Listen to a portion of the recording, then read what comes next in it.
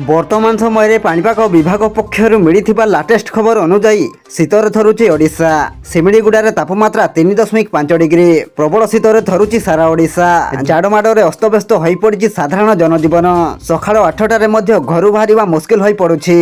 भुवनेश्वर स्थित आंचलिक पाणीपाग विज्ञान केन्द्र रिपोर्ट अनुसार सिमिलीगुड़ा राज्यर सबुठारु शीतुआ अंचल पलटिछि।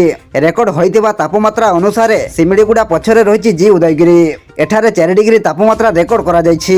सेहिपरि फुलबाणीर तापमात्रा 5.2 डिग्री चिपिलिमारे 6.1 डिग्री राउरकेला 6.6 डिग्री और झारसुगुड़ा 6.8 डिग्री तापमात्रा रेकर्ड होइछि।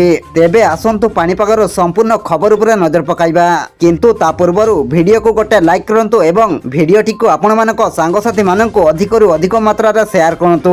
जदि आम चैनल रे आपण प्रथम थर वीडियो देखुछंती ताहले एबे ही चैनल को सब्सक्राइब करी पाखरे थिबा बेल आइकन को प्रेस करी ऑल नोटिफिकेशन को ऑन रखंतु एवं आपण को अंचल रे वर्तमान शीतर प्रकोप किपरि रहिछि एहा सहित आपण माने एही भिडियोटी को केउ जिल्ला रु देखुछंती हमको निहाती भाबरे गटिया कमेंट करी जणांतु।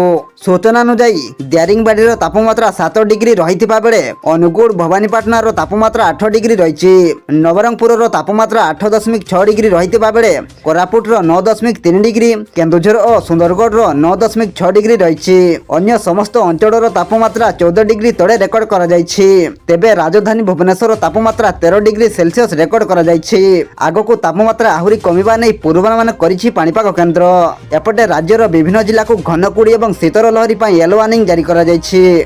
आसंता 24 घंटा मध्य झारसुगुड़ा सुंदरगढ़ खोर्धा अनुगुल ढेंकानाल केन्द्रापड़ा जगतसिंहपुर खोर्धा जगतसिंहपुर कंधमाल एवं कलाहांडी जिला को शीतर लहरी पर येलो वार्निंग जारी करा जायछि। सेहिपरि डिसेंबर 12 तारिख अर्थात आज 13 तारिख मध्य झारसुगुड़ा सुंदरगढ़ एवं अनुगुल को शीतर लहरी पर येलो वार्निंग जारी करछि पाणीपाग केन्द्र।